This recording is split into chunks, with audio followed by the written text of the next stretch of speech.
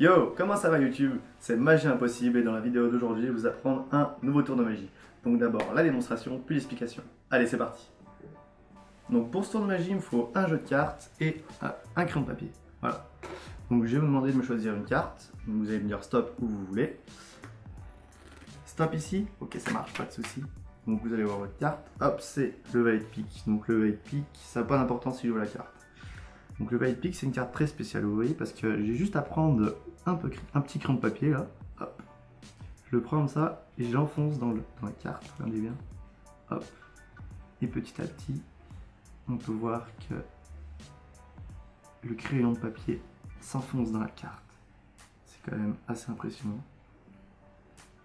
Et on peut voir que si je continue, hop,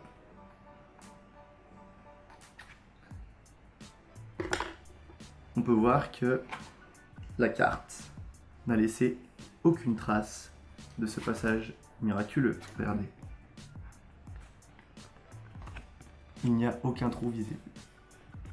Alors pour l'explication de ce tour, c'est très simple.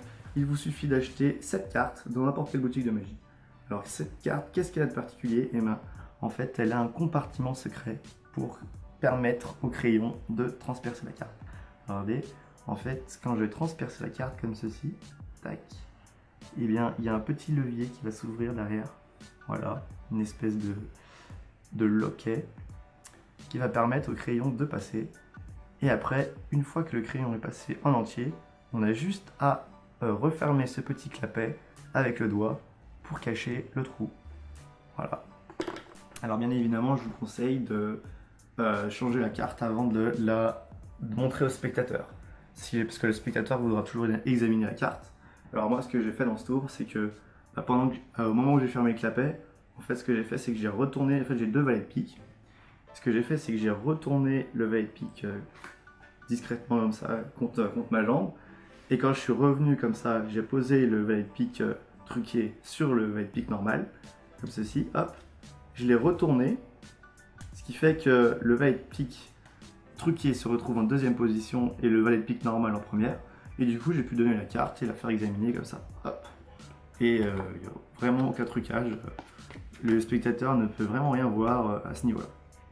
Alors maintenant, la question que vous devez vous poser, c'est comment forcer cette carte? Oui, parce qu'au début, j'ai bien dit stop comme ça, vous avez fait comme ça, hop, et je vous ai dit stop, et c'est tombé sur le valet de pique. Alors en fait, c'est une technique de forçage très classique.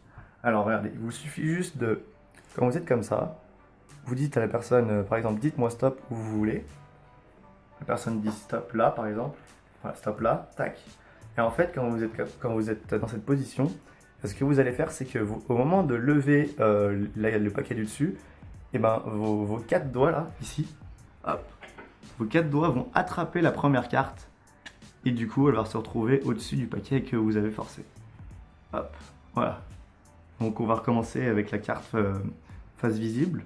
Donc hop, dites-moi stop, stop là, hop. Et là du coup ce qui se passe c'est que ça fait comme ça en fait. Et voilà. J'espère que cette vidéo vous a plu, je vous dis à bientôt pour une nouvelle vidéo. Bye.